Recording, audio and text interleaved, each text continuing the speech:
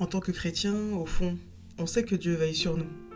Mais face à certaines difficultés, il est parfaitement humain de se laisser submerger par la peur et par l'inquiétude.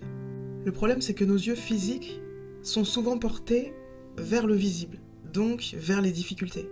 Il peut donc y avoir un décalage entre ce que tes yeux vont percevoir et tes yeux spirituels. Le cœur, lui, sait que le royaume de Dieu n'est pas le paradis de la fin. C'est une dimension spirituelle bien réelle dans le présent, ici et maintenant. Dans Luc 12, verset 32, Jésus fait savoir qu'en tant qu'enfant de Dieu, nous avons accès aux promesses de l'Éternel. Donc la peur naît dès lors qu'il y a un désalignement entre le cœur et l'esprit. Si tu regardes cette vidéo et que tu te sens concerné, sache que Jésus t'invite à un changement de regard. Parce que le royaume de Dieu n'est pas une promesse lointaine. C'est une réalité spirituelle qui est déjà accessible par toute personne qui veut s'y connecter par la foi. Comme le rappelle la parole de Dieu dans 2 Corinthiens 5, verset 7. Nous marchons par la foi et non par la vue.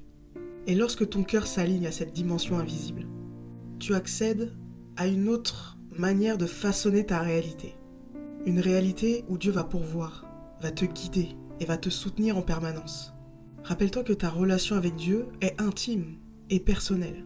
Sache que Dieu te connaît et que Dieu ne sommeille ni ne dort. Il veille et il prend soin de toi. Si tu souhaites dépasser cette peur du manque, et si tu souhaites marcher par la foi et non par la vue, je t'invite à faire cette prière avec moi.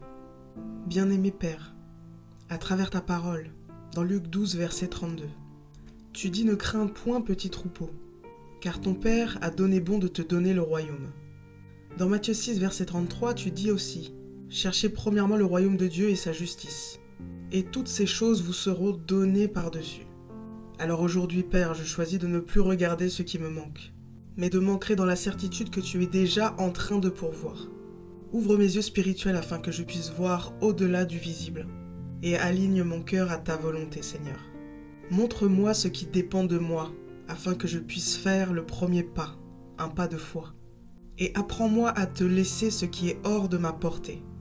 Saint-Esprit, prends toute la place en moi. Remplace mes peurs par ma confiance en toi. Et remplace mon regard limité par ta vision. Je choisis dans mon quotidien de chercher ton royaume en priorité, avec la certitude que tout le reste me sera donné, selon ta volonté.